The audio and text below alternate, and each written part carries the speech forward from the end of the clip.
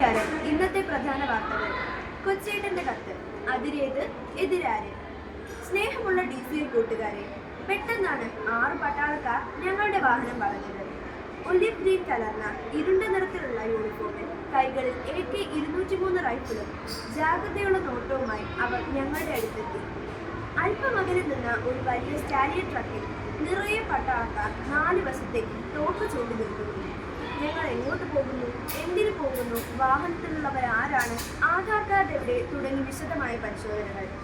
എല്ലാം ഓക്കെ എന്ന് കണ്ടപ്പോൾ മുന്നോട്ട് പോകാൻ അനുമതി കിട്ടി. CMI സഭയുടെ ജമ്മു കാശ്മീരിലെ മിഷണറി വൈദികരെ സന്ദർശിക്കാനെത്തിയ വൈദികരായിരുന്നു ഞങ്ങളുടെ വാഹനത്തിലുണ്ടായിരുന്നത്. ജമ്മുവിലെ ലംബേരി ക്രൈസ്റ്റ് സ്കൂൾ സന്ദർശിച്ച ശേഷം നൌഷരയിലും രജൌരിയിലും പൂഞ്ചിലും ദഗ്വാറിലുമുള്ള വിദ്യാലയങ്ങളും മിഷൻ പ്രവർത്തന മേഖലകളും ലക്ഷ്യം വെച്ചാണ് ഞങ്ങൾ യാത്ര ചെയ്തത്. നമ്മുടെ മാതൃകാ രാജ്യത്തിന്റെ നെറുകയിലൂടെ സൃഷ്ടാവിന്റെ വിസ്മയ നിർമ്മിതികൾ പോലെ ഉയർന്നു നിൽക്കുന്ന മഹാമേരുക്കൾക്ക് ചുവട്ടിലൂടെ അഗാധമായ ഗർത്തങ്ങൾക്ക് മുകളിലൂടെ വെൺകമ്പിളി പുതച്ചു കിടക്കുന്ന ഹിമമലകൾ കണ്ട് അതിശയിച്ചും മഞ്ഞുപാളികളിൽ നിന്നും കൊടുന്തണുപ്പും നുള്ളിക്കൊണ്ടുവരുന്ന ശീതക്കാറ്റിന്റെ തലോടലേറ്റ് കുളിർന്നും കുതിർന്നുമായിരുന്നു ഞങ്ങളുടെ യാത്ര. പ്രിയ കൂട്ടുകാരെ, ഞാൻ ഈ കത്തെഴുതുന്നത് വളരെ പ്രധാനപ്പെട്ട ഒരു കാര്യം നിങ്ങളുടെ ശ്രദ്ധയിലേക്ക് കൊണ്ടുവരാനാണ്. ലംബോരി മുതൽ ശ്രീനഗർ വരെയുള്ള ഇടുങ്ങിയ പാതയിലെ 320-ലേറെ കിലോമീറ്റർ ദൂരം താണ്ടാൻ 10-15 മണിക്കൂറെങ്കിലും വേണം. നമ്മുടെ രാജ്യത്തിന്റെ അതിർത്തി ഗ്രാമങ്ങളിലൂടെയായിരുന്നു ഈ യാത്ര. അഗ്നൂറും സുന്ദർബാനിയും സുരങ്കോട്ടയും പുൽവാമയും തനമണ്ടിയും തുടങ്ങി അതിസുരക്ഷയുള്ള അതിർത്തി ഗ്രാമങ്ങളിലെല്ലാം സമ്പൂർണ്ണ സജ്ജമായ 100 കണക്കിന് സായുധ സേന സദാ നേരവും കണ്ണിമ ചിമ്മാതെ കാവലിരിക്കുകയാണ്. സിന്ദൂർ ആക്രമണ പരമ്പര അരങ്ങേറിയ പൂഞ്ചിലുൾപ്പെടെ പാകിസ്ഥാൻ അതിർത്തിയോട് തൊട്ടുകിടക്കുന്ന ദഗ്വാറിലുമെല്ലാം എത്രയോ ജാഗ്രതയോടെയാണ് നമ്മുടെ രാജ്യത്തിന്റെ കാവൽക്കാരായ പട്ടാളക്കാർ അതിർത്തികൾ സംരക്ഷിക്കുന്നത്. നമ്മുടെ രാജ്യത്തിന് അതിരുകളുണ്ട്. അതിരിനപ്പുറത്ത് അയൽ രാജ്യങ്ങളുമുണ്ട്. ഇന്ത്യയോട് സൗഹൃദവും ശത്രുതയുമുള്ള രാജ്യങ്ങളുണ്ട്.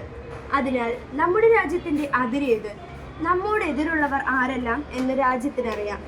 അതിനനുസരിച്ചാണ് അതിരുകളിൽ സുരക്ഷാ സേനയെ വിന്യസിപ്പിച്ചിരിക്കുന്നത്. നമ്മുടെ ജീവിതവും ലക്ഷ്യങ്ങളും നമ്മുടെ വ്യക്തിത്വവും ബന്ധങ്ങളും സുരക്ഷിതമാണോ എന്നുകൂടി ഗൗരവമായി ചിന്തിക്കണം. രാജ്യങ്ങൾ തമ്മിലുള്ള ബന്ധത്തിന് അതിരുകളുള്ളതുപോലെ നമ്മുടെ വ്യക്തിബന്ധങ്ങൾക്കും അതിരുകൾ വേണം. ഏത് ബന്ധത്തിലും ഏത് പ്രവൃത്തിയിലും എൻ്റെ അതിരേത് എന്നും എതിരാര് എന്ന് ഞാൻ അറിയണം.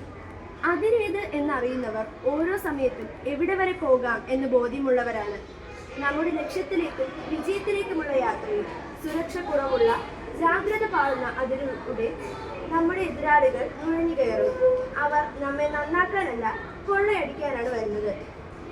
നല്ല വ്യക്തിത്വങ്ങളുടെ അതിരുകളിൽ ദൈവവിശ്വാസം, മാതാപിതാക്കളോടും കുടുംബത്തോടുമുള്ള ഉറച്ച സ്നേഹം, അധ്യാപകരോടുള്ള ആദരവ്, സാഹോദര്യം, സേവന സന്നദ്ധത, കൃത്യനിഷ്ഠത, അച്ചടക്കം, സത്യസന്ധത, നീതിബോധം തുടങ്ങിയ കരുത്തുറ്റ മൂല്യങ്ങൾ പട്ടാളക്കാരായി ജാഗ്രതയോടെ കാവൽ നിൽക്കുന്നുണ്ടാകും.